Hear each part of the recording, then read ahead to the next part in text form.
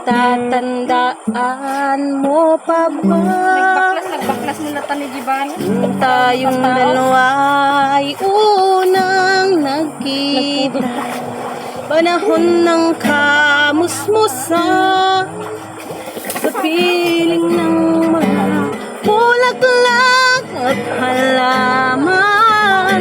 Doon tayo nagsimulang magharap at tumulong.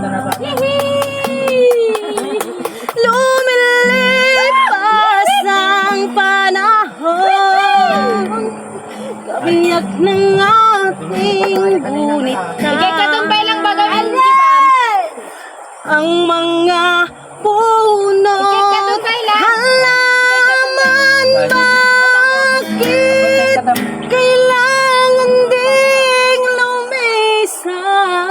Alam nyo, gardada na yun. Nagdasir-sir. Panahon ng pagkakataon,